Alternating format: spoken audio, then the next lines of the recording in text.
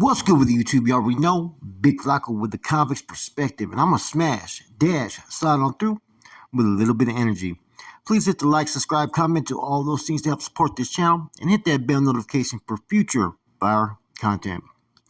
As you can tell by the title and thumbnail, an individual that was indicted in Operation Quiet Storm, Sleepy G. Now there was allegations against this individual that he had ran off with a Carnal's fucking wife's car. He had disrespected a lot of individuals. He was basically running amok, running a fool. And he was also on the run for quite some time, right? Well, he was recently, I guess, got caught up.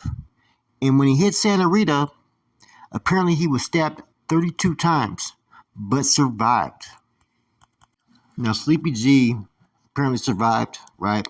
Despite being stabbed 32 times, but he's not doing too good, man. Who would be doing good being hit 32 times?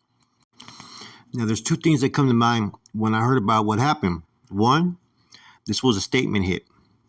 This was a hit that basically, for disrespecting the Carnal, this is the type of repercussions that one could face. Two, those that did it were basically in it to win it, man.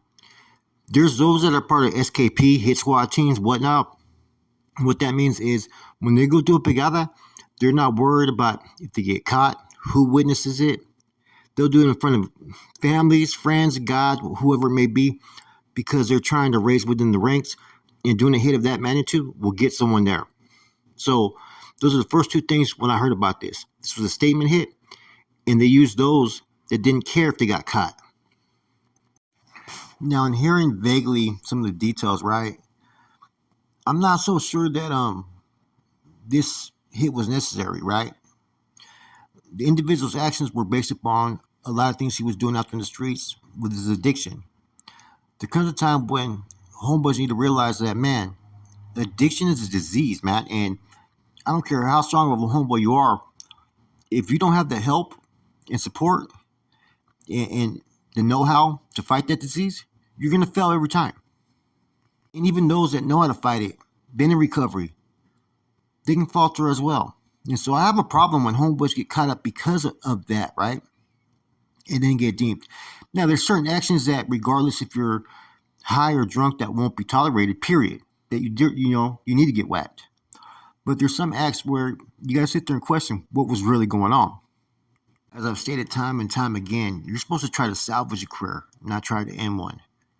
And you got one individual who's made some questionable calls based upon him abusing his status, right? Abusing his authority, abusing that power. When his actions in the past, he doesn't even deserve the right to be in good standings for some of his actions, let alone be a carnal, right? And we're talking about Sammy Luna. I think that's the reasons why sometimes you have people who lock it up quicker and younger, because when they're at such a young age, they think they're going to be in trouble because they see situations just like this. See, not every time a scenario like this happens, this is going to be the results. Now, I get it. If one's running amok, causing a dissension, or becoming a detriment on functions, right? Sometimes you got to make an example. But that doesn't always mean you have to push one all the way out and try to kill them. Times have changed.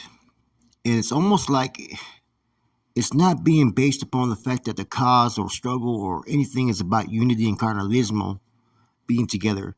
It's about people are together, but out of fear. The goals that were supposed to be, promoted, advocated, and striving towards was that of carnalismo, respect, and unity within your people. But nowadays, there's more fear and favoritism, and it's all about the dollar. Therefore, you don't have a strong, unified front or a foundation, whether it's on the streets or on some of these yards nowadays, like they used to. Now, yes, things are better established in some senses. There's a lot more money being made, And the numbers are a little bit deeper as opposed to back then. But at the end of the day, right, like I said, respect, carnalismo, and unity is way more important than greed, power, and influence. That's just my personal perspective, because all that stuff, man, it doesn't last forever. But when you build relationships that surpass those of bloodline ones, you're going to always have that togetherness. And that's where the gente have always gone wrong, is Those have fell in rank and file who've ascended to certain positions, who've abandoned those type of duties and responsibilities. They're no longer teachers. They're no longer overseers. They oversee basically with fear that they try to instill in people instead of trying to be a positive example. Time and time again, you see it. Once the unity, respect, and all that gets thrown out the window, you no longer have soldados that believe in or want to stand behind you or fight for you. Now, maybe Sleepy G did a whole bunch of fucking faulty shit. Maybe he did have it coming. I don't know. But I like to think that people got to put their heads together and stop thinking that the only solution to every problem of disrespect or potential disrespect or, drug use or actions that are done under drug use has to be to fucking remove them or try to kill them. There has to be a better solution than this. Because this almost looks like a situation to where fucking Sammy feels dumb again, right? And has to fucking act. Anyways, man, 32 times, that's a lot, man. Ain't none of these individuals, deserving of all the praise that some individuals try to get them blindly. And what I mean by that is people look at the title and status that the individual holds, but not at the individual's character. And they start to praise the individual just based upon the fact of the status and what comes with that status.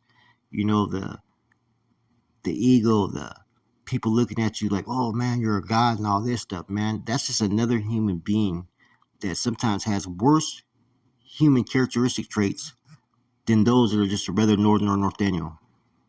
Back in the days, there was a time period when your status and your rank was reflected by your actions, not just awarded to you and given to you for everybody to fucking come kiss your ass and jump on these 8-man detail teams and all that, man. I respect someone that is gonna do the same things day in and day out that they expect of you, but the same token, even give 100% more just to show you who they are, that they've earned what they represent or what their status or rank is. Nowadays, it's just being hand given to some individuals, and they don't know what to do with it. Now, I get in that lifestyle, sometimes you have to set examples, right? But sometimes setting an example is doing the next right move, which is salvaging careers. Because how many people have had their careers fucking ended over some bullshit, over someone that had an ego, or over someone that had a position that they could do it, or over someone who had money? That's what really pushes the lucha cause and struggle away from ever reaching all the goals it has. Is that right there? The favoritism, the egos, the no sense of equality amongst everyone. There is no equality amongst every soldado. That's 100% facts. It may be praised in education and whatnot, but truth be told, favoritism is there and it will always be there. With that said, I'm gone. I'm not saying that he shouldn't have been salvaged or he didn't have it coming. I don't know. But what I'm saying now is you're seeing more people ready to pull the trigger as opposed to trying to help.